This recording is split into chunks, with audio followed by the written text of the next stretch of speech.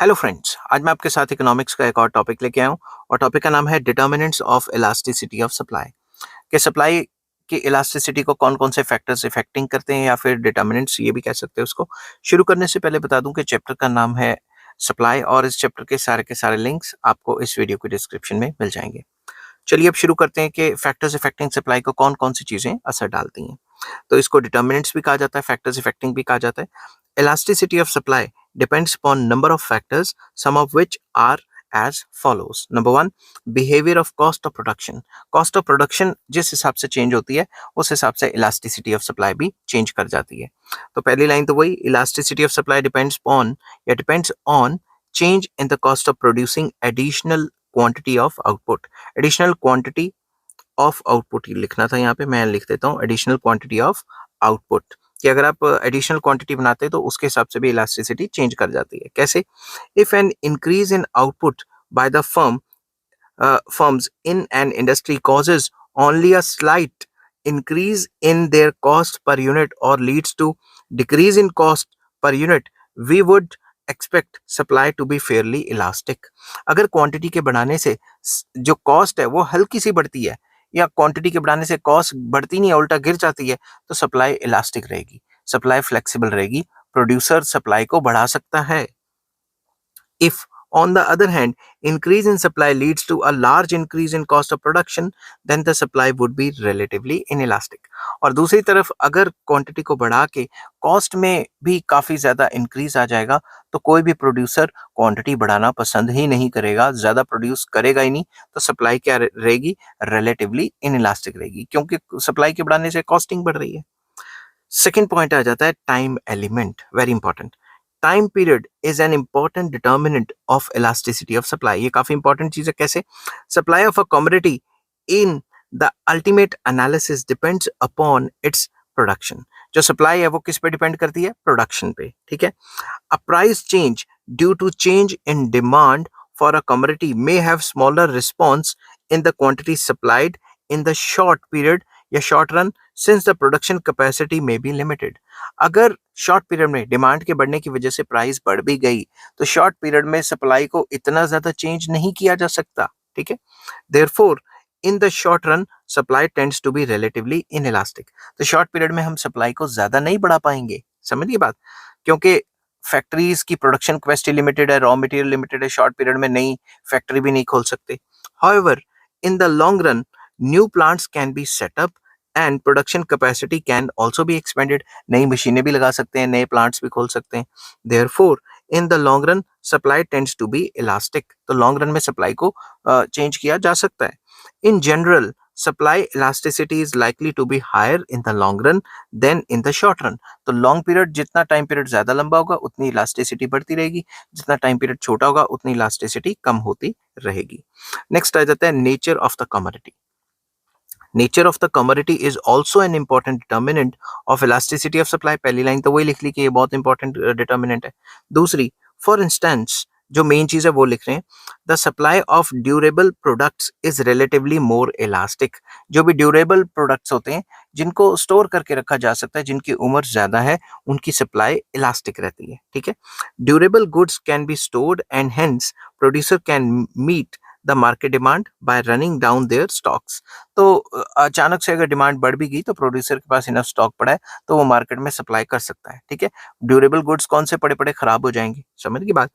Therefore the supply of such goods can be increased or decreased quickly in response to change in price. हल्का सा भी price बढ़ा तो producer के पास stock पड़ा हुआ है अच्छा खासा, वो मार्केट में निकाल देगा, सप्लाई क्या हो जाएगी? इलास्टिक।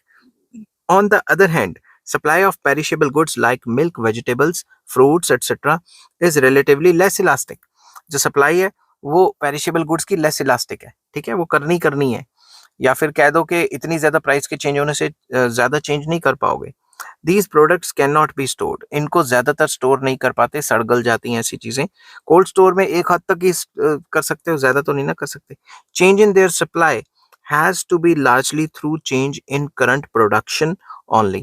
तो जो भी उनकी सप्लाई में चेंज करना है वो करंट प्रोडक्शन के हिसाब से ही चेंज करना है।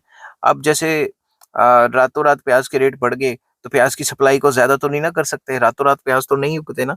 दस, commodities which are perishable in nature have inelastic supply while durable goods have elastic supply. तो नेचर ऑफ प्रोडक्ट पे भी डिपेंड करता है कि इलास्टिसिटी ऑफ सप्लाई क्या रहेगी. नेक्स्ट पॉइंट आ जाता है availability of facilities for expanding output. Very important. अगर हम आउटपुट को एक्सपैंड कर सकते हैं तो सप्लाई इलास्टिक होगी और नहीं कर सकते तो इनइलास्टिक होगी.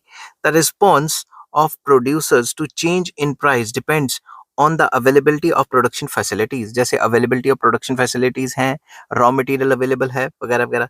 If producers have sufficient production facilities such as availability of raw material, power, labour et cetera ये सारी चीजें अवेलेबल है, they would be able to increase their supply in response to rise in the prices of the commodities. अगर commodities के prices बढ़ गए और उनके पास ये सारी रॉ मटेरियल वगैरह चीजें अवेलेबल रही तो वो रातों रात सप्लाई को भी बढ़ा सकते हैं ओवर टाइम लगा के.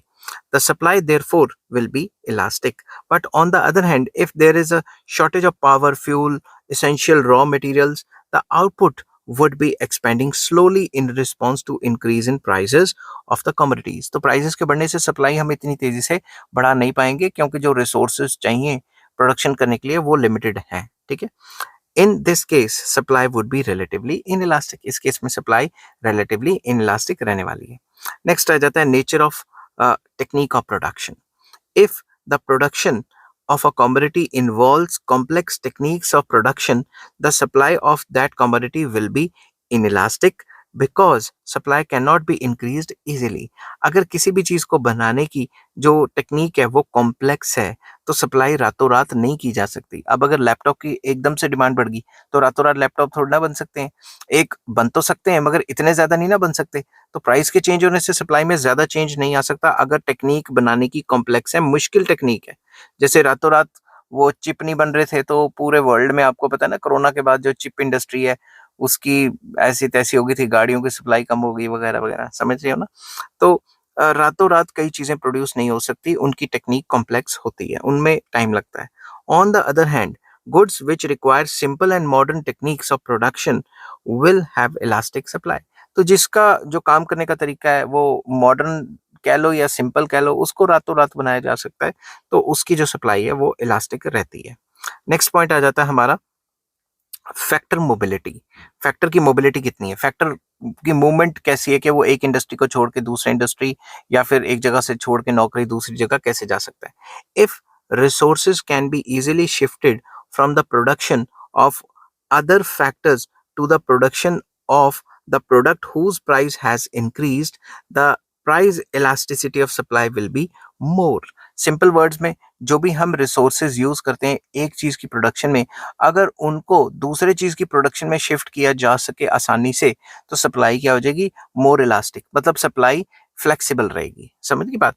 और अगर हम कुछ रिसोर्सेज को दूसरी जगह शिफ्ट ही नहीं कर पा रहे क्योंकि वो दूसरे काम के लिए तो है ही नहीं तो फिर उस केस में जो सप्लाई हो जाएगी वो रिलेटिवली लेस इलास्टिक हो जाएगी. जैसे मान लो मेरे पास कंप्यूटर है, मैंने कोई कंप्यूटर कॉल सेंटर के लिए यूज करके रखा हुआ है मगर मेरा कॉल सेंटर का काम चल नहीं रहा तो वही सेम कंप्यूटर मैं सॉफ्टवेयर इंजीनियर को दे के उसमें थोड़ा बहुत एडिशन उडूशन करा के कोई ज्यादा मेमोरी बढ़ा के उसकी या क्या कहते हैं रैम रोम बढ़ा के उसको दूसरे काम के लिए भी इस्तेमाल कर सकता हूँ.